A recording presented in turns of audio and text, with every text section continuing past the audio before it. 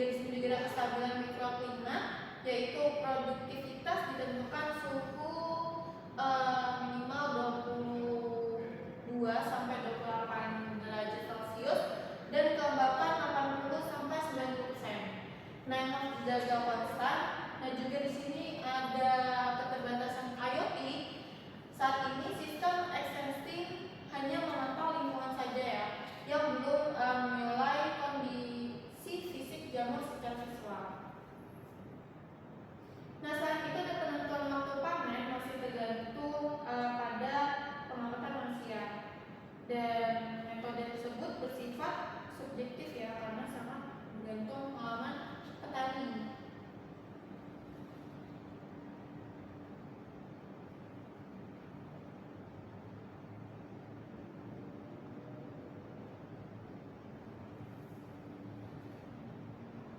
Oke, kita masuk ke yaitu di sini terdapat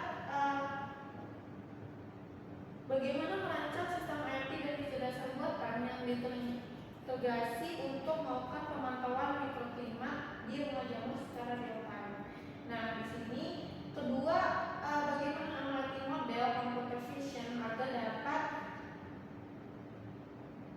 mengklasifikasikan tingkat kematangan jamur tiram ke dalam 3 kelas. Nah, juga ketiga, bagaimana kinerja arsitektur MQTT dalam transmisi data, sensor, dan citra, dan juga bagaimana operasi model AI itu dan performa jaringan IoT yang disamakan.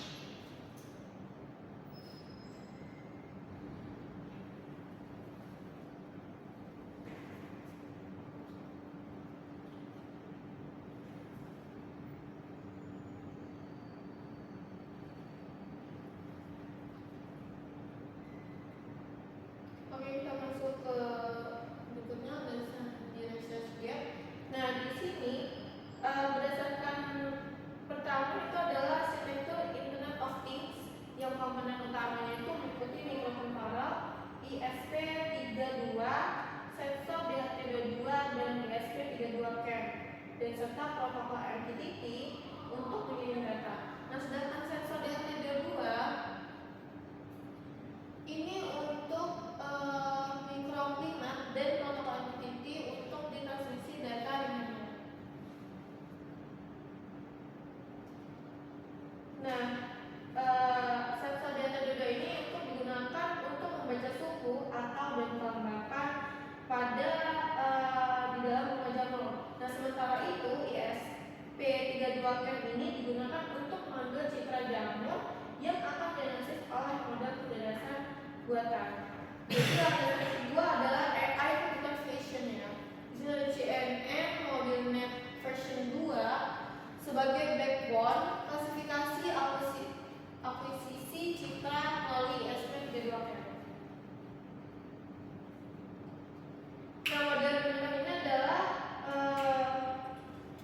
model yang tersebut dipilih karena relatif atau ringan yang dibandingkan sejumlah arsitektur CMM lainnya, sehingga memiliki potensi untuk diterapkan pada sistem berbasis IoT atau edge computing. Nah, yang ketiga adalah evaluasi model.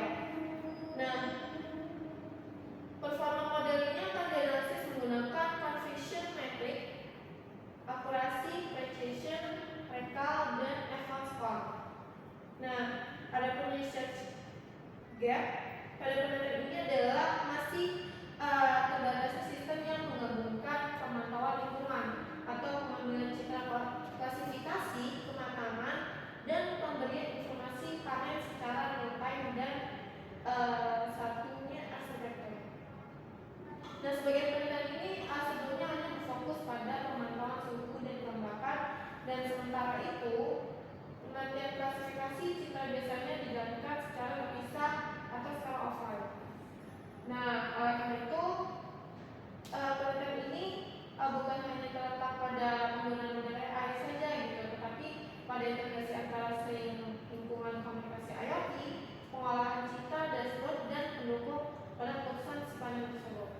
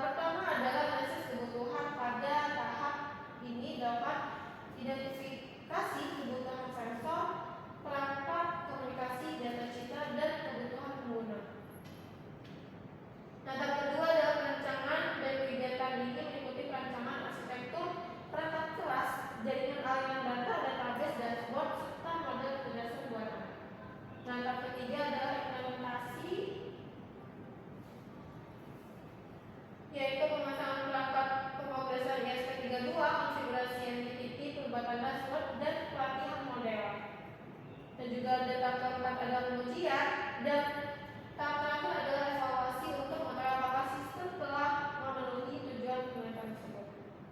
Nah, perangkat keras ini digunakan antara lain ISP32, ISP32CAM dengan sensor ORF 2640, sensor DAT2 dan relay kipas DC dan maker.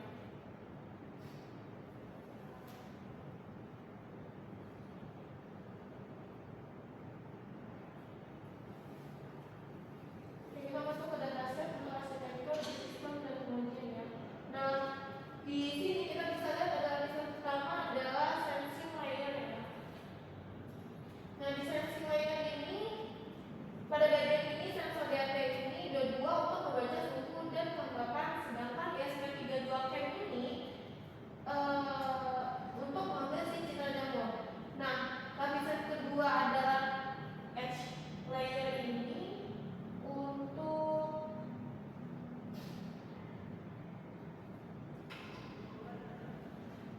lapisan yang kedua.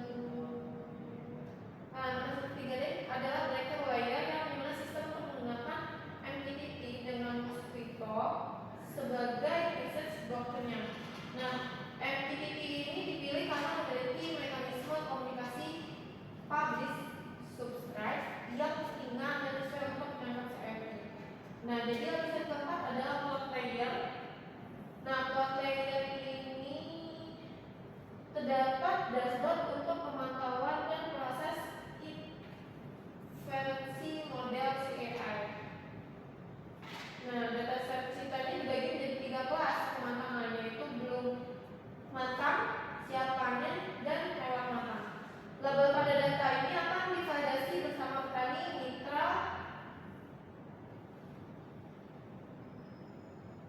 agar kelas yang digunakan tidak hanya didasarkan pada penilaian peneliti. Untuk pengujian model, dataset dibagi menggunakan hot 80/20 sebanyak 80% dan digunakan untuk latihan dan 20% untuk pengujian. Nah, performa analisis menggunakan confession metric, akurasi, precision, recall, dan advanced score.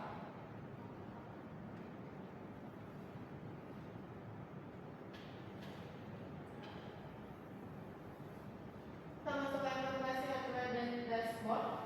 Pada implementasi perangkat keras ini, seluruh komponen ditempatkan pada sebuah mounting board yang tahap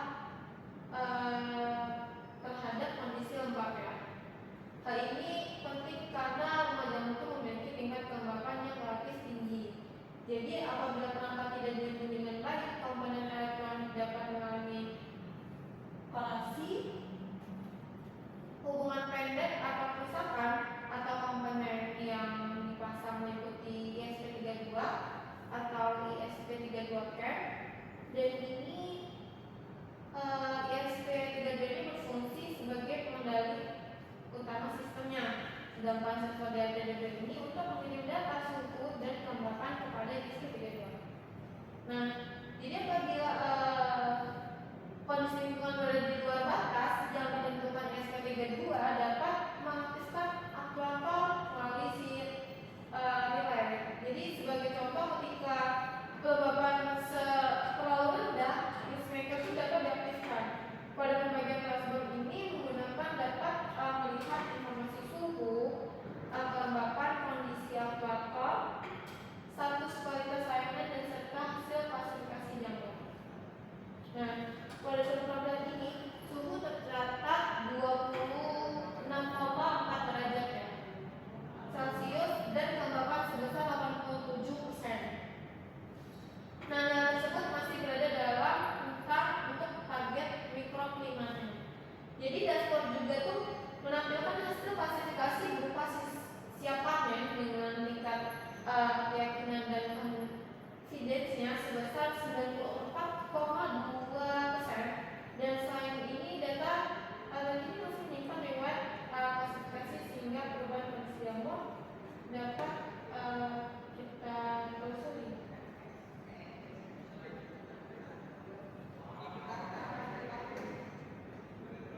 Masuk ke model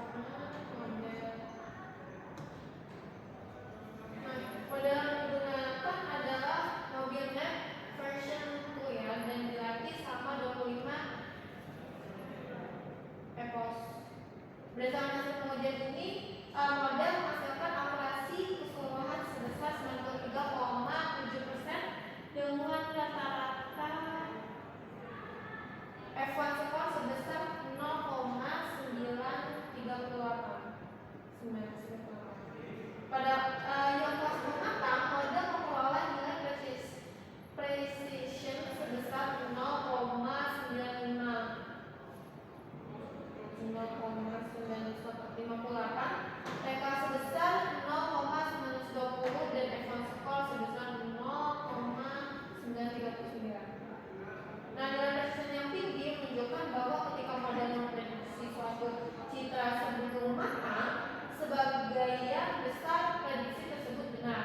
Nah, sementara itu nilai TK sebesar 0,920 menunjukkan bahwa model berhasil mendeteksi sekitar 92% dari seluruh data yang benar, termasuk yang kelas belum matang juga gitu. Nah, jadi pada kelas ini yang bakal disiap panen, model memperoleh precision sebesar 0,906 dan TK sebesar 0,923 dan F1 skor sebesar 0,914. Nah, namun akurasi yang tinggi tetap kita perlu dianalisis lagi bersama memakai conversion metric. Nah, tujuannya itu adalah untuk melihat kelas yang paling sering tertukar atau memastikan model tidak hanya unggul karena distribusi data tertentu.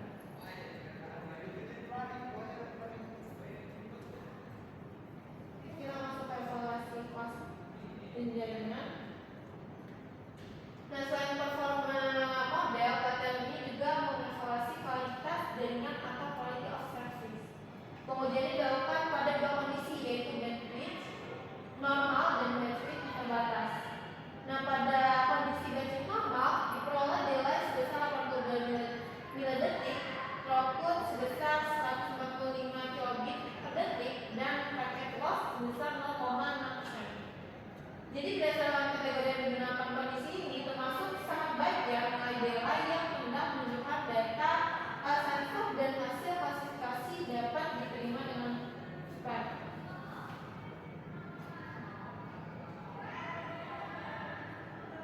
Nah, pada kondisi baterai terbatas, delay meningkat menjadi 210 milidetik dan throughputnya menurunkan menjadi 78 kilobit per detik ya, sedangkan paket loss ini meningkat menjadi 3,4%.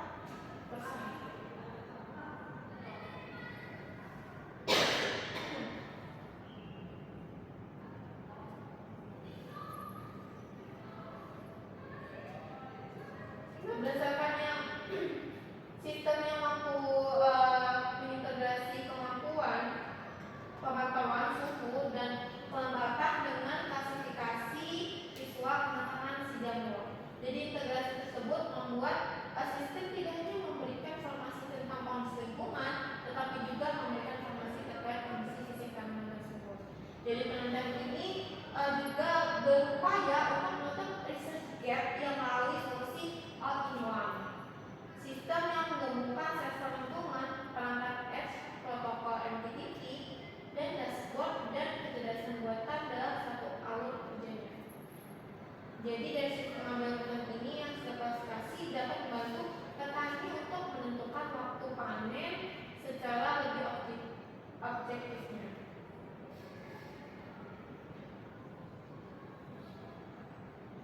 Masuk kesimpulan, berdasarkan hasil penelitian ini dapat sesimpulkan bahwa penerapan sistem IoT dan kecerdasan buatan berhasil dirancang untuk melakukan pemantauan mikroklima dan klasifikasi kematangan jamur tiram. Sistem menggunakan sensor RTD 2 untuk memantau suhu serta kelembapannya dan menggunakan SP32 cap untuk mengambil citra jamurnya dan dikirimkan menggunakan protokol MQTT dan ditampilkan melalui dashboard secara real time.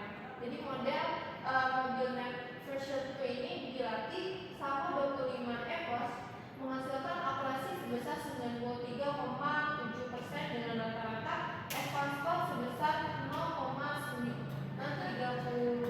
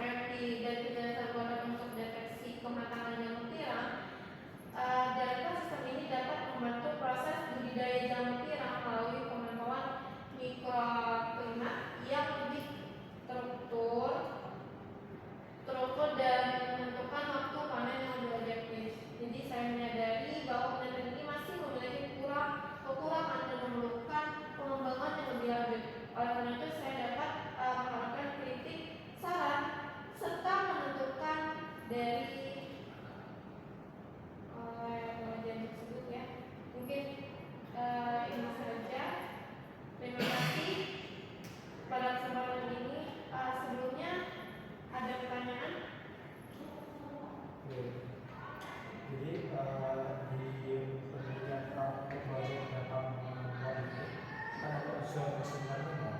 Nah, kenapa kamu tuh memilih model versi 2 dibanding model CNN lain seperti Resnet atau